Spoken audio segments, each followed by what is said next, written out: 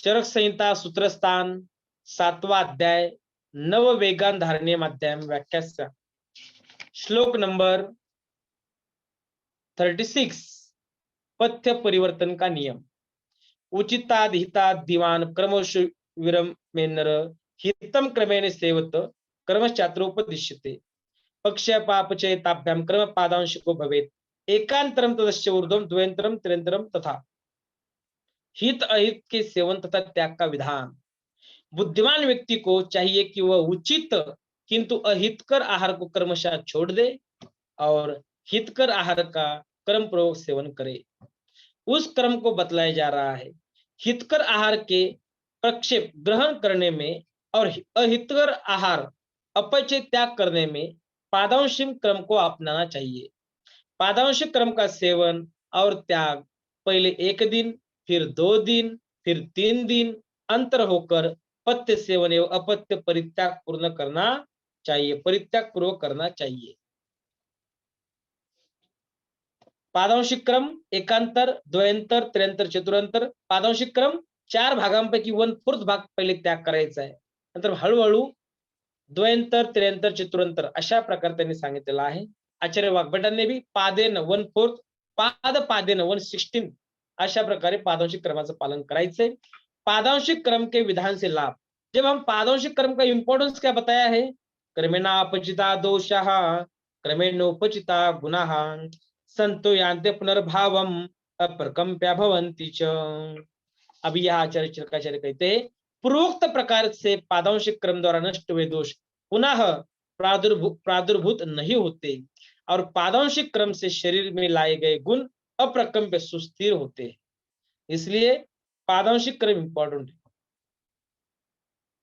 शरीर की प्रकृति का वर्णन श्लोक नंबर 40।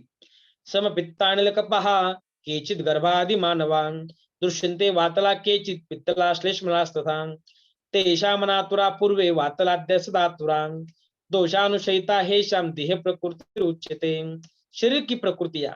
कुछ मनुष्य गर्भाधान के समय गर्भाशय में शुक्र शून्य संयोग से ही सम पित्त वात कफ प्रकृति वाले होते हैं और कुछ वात प्रकृति के, कुछ पित्त प्रकृति के, कुछ कफ प्रकृति के होते हैं। इन 4 प्रकार की प्रकृतियों में सम वात पित्त कफ वाले मनुष्य स्वस्थ और वातल पित्तल या श्लेष्म प्रकृति वाले मनुष्य सर्वदा रोगी रहते हैं। उसमें बताए 4 प्रकार की प्रकृति बताई है। एक समदोषज वात पित्त कफ समय, बराबर है। सेकंड वातज, थर्ड पित्तज और फोर्थ कफज। 4 प्रकार की प्रकृति है, वातज, पित्तज, कफज और समदोषज। उसमें से जो समदोषज है वो सदैव स्वस्थ रहते हैं और वातल पित्तल या श्लेष्म प्रकृति वाले मनुष्य सर्वदा रोगी रहते हैं। इन वात आदि की अनुशयिता गर्भ से लेकर मृत्यु पर्यंत साथ रहने के स्वभाव वाले होने से वातल पित्तल एवं श्लेष्मल को देह प्रकृति कहा जाता है। जिंदगी के साथ में मृत्यु तक साथ में होते, इसलिए देह प्रकृति। इस देह की प्रकृति, इस शरीर की प्रकृति, इसलिए उन्हें देह प्रकृति कहा है। इन प्रकृतियों में चरक ने केवल समवात पित्त कफ वाले को ही अनातुर माना है, इसका अर्थ निरोगी माना है। और वातल आदि पुरुषों में किसी एक दोष की प्रधानता या अधिकता होने से वे स्वस्थ नहीं कहे जा सकते, क्योंकि समदोष व्यक्ति ही स्वस्थ कहा जाता है। इस प्रकार प्रकृति स्वरूप वात आदि का स्वभाव ही दूषणात्मक है, इसलिए ये प्रकृति होने पर भी क्या शरीर में विकार कारक नहीं होते, यह एक प्रश्न है जिसके समाधान में सुश्रुत ने कहा है कि जिस प्रकार विष में उत्पन्न कीट के ऊपर विष का प्रभाव नहीं पड़ता, विष में उत्पन्न कीट के ऊपर विष का प्रभाव नहीं पड़ता, वह विष से नहीं मरता, उसी तरह सहजन्मा होने के कारण वात आदि दोष शरीर के लिए साथ में हो जाने के कारण अधिक बाधा नहीं पहुंचाते। एवश अल्पांश में बाधाकारक होने से ही चरक ने वातल आदि को सदातुर कहा है। समझ में आया? यह 4 प्रकार की प्रकृति है। एक दोषज यह बताइए, तो सदा आतुर बताया है, तो अंडरलाइन करो, एक दोषज सदा आतुर, और अन्य जो है वो अनातुर कहा है। इसका अर्थ अन्य मीन्स समदोषज। ये आपको सबको पता है, नाइस टू नो है। श्लोक नंबर 41, प्रकृति के विरुद्ध गुण आहार का सेवन स्वस्थ वृत्त सम्मत। अभी आपकी जो प्रकृति वातज है, पित्तज है, कफ है, उसके विरुद्ध आपने जो आहार लिया तो आपके लिए वो स्वस्थ वृत्त सम बताया है। कैसे देखो, विपरीत गुणस्तेषाम स्वस्थ वृत्तेर्विदीर्हित सम सर्वरसम सात्म्यम समधातो प्रशस्यते। प्रकृति के विरुद्ध गुण आहार का सेवन स्वस्थ वृत्त सम्मत। स्वस्थ वृत्त के विधान के अनुसार सदा आतुर वाला, सदा आतुर वातल आदि प्रकृति के व्यक्तियों को अपने अपने दोष के विपरीत गुण वाले आहार विहार का सेवन हितकर होता है, और समधातु मनुष्य को सभी रसों का उपयोग करना हितकर है। तो वातला सदा आतुरा बताया है। वात प्रकृती वाले सदैव आतुर म्हणजे सदैव आजारी असतात. त्यामुळं प्रकृती तुमची कशी आहे त्याच्यानुसार तुम्हाला आहार घेतला पाहिजे. तर तुमची प्रकृती पित्तच असेल आणि तुम्ही तिखट, आंबट, खारट, दही, लोणचं, पापड, पित्तवर्धक आहार घेत असाल तर उपजतच पित्त हे. अजून पित्त वाढवलं तर किती पित्त वाढेल? पित्त प्रकोप होईल आणि पित्त वाढल्यानंतर रक्त दूषित होईल आणि बाकीचे विकार उत्पन्न होतील. पित्त रक्तज विकार. तो पित्त है अपने शरीर में, पित्तम सस्ने तीक्ष्ण उष्णम लघु विश्रम शरण, ये सभी गुण ऑलरेडी स्थित है बॉडी में, इसलिए उसके विरोधी जो गुण है, मधुर तिक्त कषाय रसात्मक आहार सेवन करना चाहिए, शीत गुणात्मक आहार सेवन करना चाहिए, वही आपके लिए स्वस्थ वृत्त कर बताया है। कफ की प्रकृति है और हम कफवर्धक आहार ले रहे हैं, समानाने समानाची वृद्धि, सर्वदा सर्व भावानाम सामान्य वृद्धि कारणम, इसलिए यह विपरीत गुणात्मक आहार लेना ही स्वस्थ वृत्त कर कहा है। और जिसकी समदोषज प्रकृति है उसने षड रसाभ्यास, मधुर, अम्ल, लवण, कटु, तिक्त, कषाय सभी रसों का यथोचित सेवन करना है। वात, पित्त एवं कफ के जो गुण बतलाए गए हैं उनके विपरीत गुण वाले आहार और विहार का प्रयोग अपने अपने प्रकृति का विचार कर करना चाहिए। जो सम प्रकृति के हैं उनके लिए सभी रसों का सम प्रयोग कहा गया है। इसका तात्पर्य यह है कि समता मात्रा से न लेकर प्रयोग सौष्ठव की दृष्टि से ले। जैसे अमुक द्रव्य के साथ अमुक द्रव्य का विरोध है तो उस विरुद्धता को बचना चाहिए, या अन्य जो भी बातें आहार विहार में उपयोगी है उनका उचित प्रयोग करना चाहिए। मधु और घी सम मात्रा में विष बताया है। दूध के विरोधी पदार्थ मछली आदि के साथ में न ले। अम्ल, लवण, कटु, तिक्त, कषाय की अपेक्षा मधुर द्रव्य की मात्रा बहुत अधिक रहती है, अतः यह सम का अर्थ मात्रा से न लेकर गुण, धर्म और योगायोग के विचार से लेना चाहिए। अब यह इतना इंपॉर्टेंट है कि जिसकी आपकी प्रकृति है उसके विरुद्ध आपने आहार विहार करना चाहिए, और जो समदोष प्रकृति है तो वह षड रसात्मक आहार सेवन करना है। आगे है निज रोग प्रतिरोधक उपाय, प्रिवेंटिव मेथड्स ऑफ इंडोजेनियस डिसीजेस। द्वे अधसप्त शिरसी खानी स्वेद मुखानि च मलायनानि बाध्यन्ते दृष्टेर्मात्राधिकेर मले। मलायन, शरीर के निचले भाग में 2 छिद्र है,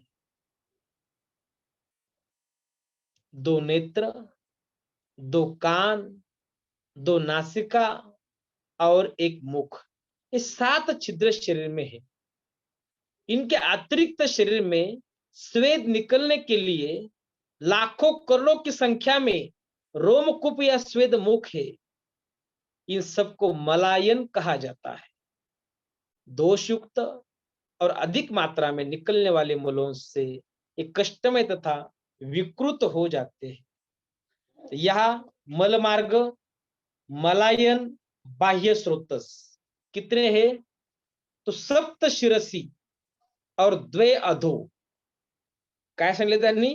सप्त शिरसी म्हणजे डोक्यामध्ये सगळीकडे आपल्या वरती ऊर्ध्व चित्रगत सप्त शिरसी सांगितले. 7 या डोक्यावरच आहेत म्हणजे मुखावर आणि 2 अधो सांगितले. मल आणि मूत्र मार्ग. मार्ग किती आहे शरीराला? एक मल आहे आणि एक मूत्र आहे. हे झाले 2 मार्ग. 7 तर इथं सांगितले वर. कोणकोणते बघा. 2 नेत्र. मी डोळ्याने बघतो तुमच्याकडे. 2 कान झाले 4. 2 नासिका की झाले 6 आणि 1 मुख. असे 7 छिद्र, 7 मार्ग. द्वे अधो मल आणि मूत्र. ऐसे सब मिला के आपको एग्जाम में क्वेश्चन आ गया. मल मार्ग कितने हैं? मलायन कितने हैं? बाह्य स्रोतस कितने हैं? तो लिखना है 9 सप्त शिरसी द्वे अधो. श्लोक नंबर 43 देखो. 1 मिनिट. ओके. मल ऊर्ध्वं श्लोक नंबर 43. मल ऊर्ध्वं गुरुतया लाघवान मल संशयम मला येनानाम बुद्धेत संगो सर्गादती वच. मल वृद्धि तथा मल क्षय के लक्षण इंपॉर्टेंट है. मल मार्गों के भारीपन और मल के अति मात्रा में बाहर निकालने से मल की वृद्धि और मल मार्गों में हल्कापन होने से तथा मल का संग होने से मल की अप्रवृत्ति होने से मल का क्षय जानना चाहिए. मलवृद्धी कशाला म्हणायचं आणि मलक्षय कशाला म्हणायचं लक्षात घ्या. मल मार्ग में गुरुता है तो इसका अर्थ है मल वृद्धि हो चुकी है. अंडरलाइन करो. मल वृद्धिम गुरुतया, गुरुतया मल वृद्धि. लाघवान मल संशयम, मल मार्ग में लाघवता है तो मल क्षय का अनुमान. मल मार्ग में गुरुता है मल वृद्धि का अनुमान. सिंपल.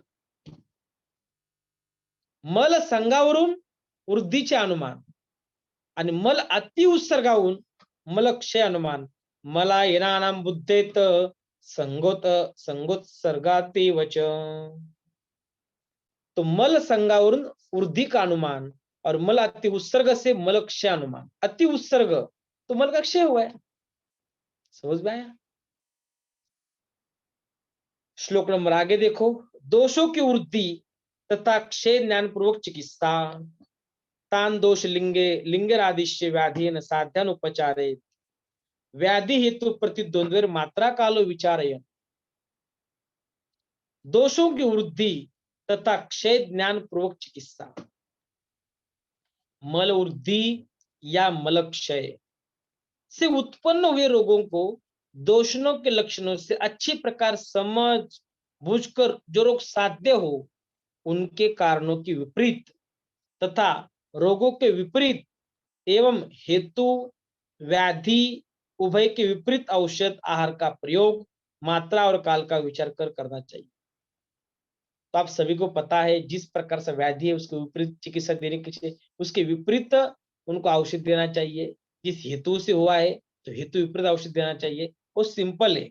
तो दोषों की वृद्धि तथा क्षय ज्ञान पूर्वक चिकित्सा करे इतना ही इंपॉर्टेंट है. नेक्स्ट 45 श्लोक. स्वस्थ वृत्त के पालन में हेतु. विषम स्वस्थ वृत्तानाम एते रोगा सदा परे जायन्ते अनातुरतस्मात् स्वस्थ वृत्त परो भवेत. जो मनुष्य स्वस्थ वृत्त के नियमों के अनुसार कभी चलते हैं और कभी नहीं चलते वे इन पूर्व कथित रोगों से या अन्य प्रकार के रोगों से आक्रांत होते हैं. अतः निरोग रहने पर ही स्वस्थ वृत्त में बतलाए गए नियमों के अनुसार अपनी जीवन यात्रा प्रारंभ कर देनी चाहिए. नाइस टू नो है. दोषों के निकालने के काल बताए हैं. माधव प्रथमे मासी नभस्य प्रथमे पुनः सहस्य प्रथमे चैव हारयेत् दोष संचयम. दोषों के निकालने का काल यह बताया है. दोष कब निकलते हैं? देखो दोष निरन काल माधव बोले तो वैशाख के पहले वाले चैत्र महीने में, वमन द्वारा कफ, नभस्य भाद्रपद के पहले वाले श्रावण महीने में बस्ती द्वारा वात का, और सहस्य पौष के पहले वाले महीने में विरेचन द्वारा पित्त का दोष संचय निकाल देना चाहिए। अंडरलाइन करो, जब एग्जाम में ऋतु में आता नहीं है, जैसा हमें पता है शरद ऋतु में पित्त बढ़ता है, विरेचन करो, शरद ऋतु में विरेचन करना चाहिए, वसंत ऋतु में वमन करना चाहिए, और वर्ष ऋतु में बस्ती करनी चाहिए। ऋतु पता है, लेकिन कौन से मास में कभी कौन सा निरंक काल है ये भी पता होना चाहिए। लिखो, माधव में प्रथमे मासी कफ निर्हरण करना चाहिए, नभस्य प्रथमे भाद्रपद में वात का निर्हरण करना चाहिए, और सहस्य पौष प्रथमे पित्त का निर्हरण करना चाहिए। तो माधव प्रथमे मासी, प्रथमे मासी में कफ निर्हरण, नभस्य प्रथमे पुनः वात, आणि सहस्य प्रथमे पित्त लक्षात ठेवा। श्लोक नंबर 47 48 देखो, पंचकर्म एवं रसायन वाजीकरण प्रयोग, पंचकर्म एवं रसायन वाजीकरण प्रयोग। स्निग्धस्विन्न शरीराणाम ऊर्ध्वं च दस्य नित्यश, बस्ति कर्म तद कुर्यान् नस्य कर्म च बुद्धिमान, यथा क्रम यथा योगम मतम ऊर्ध्वं प्रयोजयेत्, रसायनानि सिद्धानि पुरुष योगांश कालवेत्। बुद्धिमान वैद्य को चाहिए कि शरीर का ठीक प्रकार से स्नेहन तथा स्वेदन करके उचित समय पर वमन, विरेचन, बस्ती और नस्य कर्म यथोचित प्रयोग करे। तत्पश्चात काल को जानने वाला वैद्य यथा कर्म और यथा योग सिद्ध रसायन तथा उष्य योगों का प्रयोग करे। तो इसमें इंपॉर्टेंट क्या है कि रसायन वाजीकरण का पूर्व कर्म क्या है? शोधन चिकित्सा करनी। वमन, विरेचन, बस्ती, नस्य, रक्त मोक्षण करने के बाद ही हम रसायन चिकित्सा और वाजीकरण चिकित्सा कर सकते हैं। जैसे उन्होंने एक उदाहरण दिया है, शुद्ध कपड़ा होता है तो हम कौन सा भी रंग दिए जाए, निर्मल वस्त्र है तो लगता है अच्छी तरह से, और जो गंदा कपड़ा है उसमें कौन सा भी कलर दिया जाए तो अच्छी तरह से लगता नहीं और अच्छी तरह दिखता नहीं। उसी तरह शरीर शुद्ध होने के बाद, संशोधन करने के बाद ही हम रसायन चिकित्सा और वाजीकरण चिकित्सा देनी चाहिए। इसमें एमसीक्यू एक ही है, रसायन वाजीकरण का पूर्व कर्म है शोधन कर्म। तो वमन से शुद्धि करो, विरेचन से करो, बस्ती से करो, नस्य से करो, नहीं तो रक्त मोक्ष से करो, क्या करना है करो, लेकिन रसायन वाजीकरण का पूर्व कर्म है शोधन कर्म। समझ में आया आपको? चलो, रसायन वाजीकरण से लाभ। तो रसायन का मतलब क्या है? रस प्लस आयन इज इक्वल टू रसायन। रस मीन्स सप्त धातु, आयन मीन्स वर्धन करना। सप्त धातु का वर्धन जिसमें होता है वही रसायन। स्वस्थ से ऊर्जस कर्म तदैत्य रसायन। स्वस्थ व्यक्ति को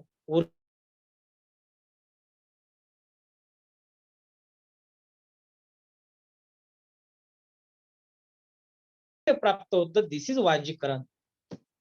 म्हणून ज्यांना इनफर्टिलिटी पेशंट असतात, अनेक प्रकारच्या अडचणी असतात, बरोबर आहे, त्या ठिकाणी आपण वाजीकरण चिकित्सा त्या ठिकाणी देतो। आणि या ठिकाणी रसायन वाजीकरण से लाभ देखो, रोगास्तथा न जायन्ते प्रकृतिस्तेषु धातुषु, धातवश्याभिवर्धन्ते जरा मान्द्यमुपेति च। रसायन वाजीकरण से लाभ, पूर्व में बतलाए गए नियम का पालन करने से वात, पित्त, कफ तथा रस, रक्त, धातु ये साम्य अवस्था में रहती है, जिससे धातु वैषम्यजन्य रोग नहीं होते हैं। रस, रक्तादि धातुएं बढ़ती है तथा धातुओं के समृद्ध होने से वृद्धावस्था मंद पड़ जाती है और बुढ़ापे का अकाल में आक्रमण नहीं होता। तो रसायन और वाजीकरण से लाभ, रोगास्तस्ता न जायन्ते प्रकृतिस्तेषु धातुषु, धातवश्याभिवर्धन, धातूंचं वर्धन होणार आहे। जरा मांद्यम उपेतीचे अंडरलाइन करो, जरा मांद्य, जो वार्धक्य है ना वो देर से आता है, इसलिए रोज डेली च्यवनप्राश खाना चाहिए, हमारे सब घर वालों को भी देना चाहिए। बुढ़ापा देर से आएगा, और कब खाना है? सुबह खाली पेट, रसायन काल सुबह ब्राह्मी मुहूर्त में खाना। श्लोक नंबर 50, विधिरेषु विकाराणाम अनुत्पत्तो निदर्शितम्, निजानामितरेषां तु पृथगेवोपदिश्यते, निज विकारों की अनुत्पत्ति की विधि का उपसंहार। निज अर्थात शारीरवात आदि दोषों से उत्पन्न होने वाले विकारों के न उत्पन्न होने के लिए यह स्वस्थ वृत्त संबंध नियम विधान कहा गया है। शारीर इतर दूसरे आगंतुक तथा मानस रोगों से बचने की विधि का वर्णन अलग से किया जाएगा। अभी यहाँ निज और आगंतुक किसे कहते हैं देखो। निज बोले तो दोष से उत्पन्न हुए व्याधि, इसे बोलते हैं निज। आगंतुज बाह्य कारणों से उत्पन्न हुए व्याधि, उससे बोलते हैं आगंतुज। तो व्याधि के दो प्रकार है, निज और आगंतुज। तो निज किसे कहते हैं कि दोष से उत्पन्न होने कर जो व्याधि होता है वो निज है। आगंतुज बाह्य आघातों से जो व्याधि होता है वो आगंतुज। देखो श्लोक नंबर 51 52 में आगंतुक और मानस रोग कारण एवं चिकित्सा सूत्र बतलाया है। ये भूत विश्व वायुवाग्नि संप्रहारादि संभवा नृणाम आगंत्यो रोगा प्रज्ञातेष्व पराध्यति ईर्ष्या शोक भय क्रोध मान द्वेषादेश मनोविकारास्त्यप्युक्ता सर्वे प्रज्ञापराध। प्रज्ञापराध प्रज्ञेचा अपराध लक्षात घ्या। आगंतुज व मानस रोगाचं कारण आहे प्रज्ञापराध, अंडरलाइन करू। आगंतुज और मानस रोग का कारण प्रज्ञापराध। अभी आगंतुज रोग अनुत्पत्ति उपाय। आगंतुज रोग प्रज्ञापराध स्वरूप रोग उत्पत्ति भूतों के आक्रमण से, विष भक्षण या संस्पर्श से, दूषित वायु या झंझावात के लगने से, अग्नि से जलने से, चोट लगने से या बाह्य कारणों से जो आगंतुक रोग होते हैं उन सब का कारण प्रज्ञापराध होता है। इसी प्रकार ईर्ष्या, शोक, भय, क्रोध, अभिमान, द्वेष आदि जो मनोविकार कहे गए हैं, सब उन सब की उत्पत्ति भी प्रज्ञापराध से ही होती है। प्रज्ञापराध की चर्चा कर में कई स्थानों पर की गई है। प्रज्ञापराध की चर्चा चरक में कई स्थानों पर की गई है। विशेष विवरण सूत्र स्थान 11वें में तथा शारी स्थान 1 अध्याय में है। सामान्यतः बुद्धि, स्थैर्य और स्मृति से भ्रष्ट हुआ व्यक्ति जो अशुभ कर्म करता है उसे प्रज्ञापराध कहते हैं। प्रज्ञेचा अपराध, जो अशुभ कार्य करते प्रज्ञापराध है। यह सभी दोषों को प्रकोपित करता है। इंद्रियों के अपने विषय के साथ अयोग, अतियोग और मिथ्या योग भी प्रज्ञापराध की प्रमुखता होती है। यह आगंतुक तथा मानसिक रोगों को कारण प्रज्ञापराध बतलाया गया है। श्लोक नंबर 53 देखो। आगंतुक रोग प्रतिषेध त्याग प्रज्ञापराधानाम इंद्रियों